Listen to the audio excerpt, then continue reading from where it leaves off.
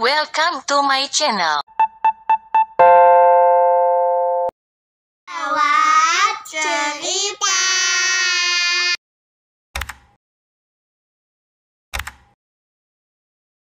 Assalamualaikum adik-adik yang dirahmati Allah. Apa kabarnya? Semoga Allah selalu menjaga dan melindungi kalian ya. Baik, kali ini Paman akan membacakan kelanjutan dari cerita yang berjudul Muhammad Nabiku, Kisah Istimewa Sepanjang Masa, bagian kelima. Cerita ini diambil dari buku yang berjudul sama, karya Aminah Ummu Tazkiyah. Untuk adik-adik yang ingin membacanya langsung, bisa adik-adik beli bukunya di toko-toko buku terdekat di kota adik-adik. Yuk, sekarang kita simak ceritanya. Muhammad Nabiku, Kisah Istimewa Sepanjang Masa, bagian kelima. Negeri Habasyah. 5 tahun sudah kaum muslimin bersabar menghadapi siksaan kaum kafir Quraisy. Penderitaan tiada henti dijumpai hampir setiap hari di kota Mekah.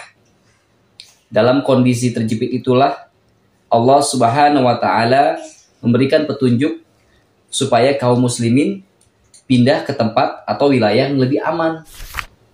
Niat mereka sudah bulat untuk meninggalkan kota Mekah dan berhijrah ke negeri Habasyah di Afrika. Kini Habasyah dikenal dengan nama Ethiopia. Dahulu Habasyah dipimpin oleh seorang raja Nasrani bernama Najasyi yang dikenal adil. Kaum muslimin pun diterima oleh Raja Najasyi dengan baik. Bahkan raja itu melindungi mereka dan membenarkan ajaran Islam yang dibawa oleh Nabi Muhammad SAW. Mengetahui hal tersebut, kaum kafir Quraisy menjadi tambah marah. Wahai Abu Thalib, suruh keponakanmu berhenti menyebarkan ajarannya. Jika tidak, nyawanya akan sangat terancam. Para pembela Muhammad, aku harap engkau sudi untuk menghentikan dakwahmu itu. Abu Thalib berujar hati-hati. Ini demi kebaikan kita semua. Paman sangat mengkhawatirkan keselamatanmu. Paman, demi Allah, biarpun mereka sanggup meletakkan matahari di tangan kananku dan bulan di tangan kiriku, aku tidak akan pernah berhenti mendakwahkan agama ini, balas Nabi Muhammad. Abu Thalib terharu melihat kegigihan keponakannya itu. Baiklah, kalau begitu, jangan surutkan langkahmu. Sungguh, Paman pasti akan melindungimu. Terima kasih Paman, sahut Nabi Muhammad SAW sambil memeluk Paman yang paling disayanginya itu. Abu Thalib membuktikan ucapannya. Kafir Quraisy menawarkan anak mereka yang paling istimewa untuk ditukarkan dengan Nabi Muhammad. Tapi ditolaknya mentah-mentah. Aku bersumpah, jika kalian berani mengganggu Muhammad, kami tidak akan tinggal diam, ancam Abu Thalib. Maka mental mereka pun langsung ciut. Setelah itu, terjadi peristiwa besar dalam waktu berdekatan. Hamzah dan Umar bin Al-Khattab masuk Islam. Hamzah adalah paman Nabi yang pemberani dan disegani. Tidak seorang pun berani menentangnya ketika itu. Dia tidak terima saat Abu Jahal melukai kepala Nabi Muhammad SAW dengan batu. Sebagai paman, Hamzah merasa kehormatannya diusik. Dia pun masuk Islam. Masa pengasingan.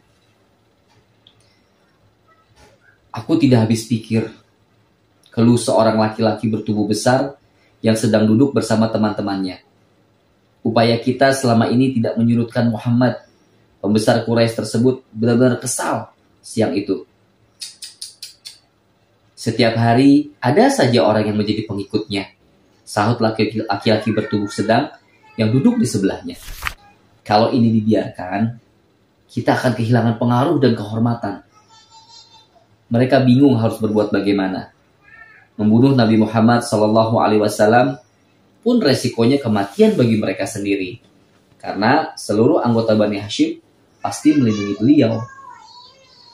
Aku punya ide, usul seorang pembesar Quraisy yang ikut duduk siang itu. Semua mata pun tertuju padanya. kita boikot saja Muhammad dan juga keluarganya, Bani Hashim dan Bani Muthalib. Beberapa orang terlihat mengangguk-anggukan kepalanya. Ada pula yang melemparkan senyuman karena senang mendengar ide cemerlang itu. Mereka lalu menuliskan kesepakatan pada sebuah lembaran, lalu digantungkan di bagian dalam Ka'bah. Isinya antara lain larangan menikah, berjual beli, berteman, bertamu, dan berbicara dengan orang-orang dari Bani Hashim dan dari Bani Muthalib, kecuali jika mereka bersedia menyerahkan Nabi Muhammad supaya bisa mereka bunuh. Begitulah boikot yang dilakukan. Ini membuat orang-orang Bani Hashim dan Bani Muthalib begitu menderita. Mereka pun kelaparan karena kekurangan makanan. Sampai-sampai harus makan daun-daunan. Selama 3 tahun mereka dikucilkan dan hidup susah. Walau begitu, tidak ada seorang pun dari mereka yang menyerah. Mereka tidak akan pernah setuju menyerahkan Nabi Muhammad kepada kaum kafir Bani Quraisy. Tidak semua orang Quraisy setuju dengan pengucilan itu. Salah satunya adalah Hisham bin Amr. Pada malam hari, diam-diam, dia membawakan makanan untuk Bani Hashim.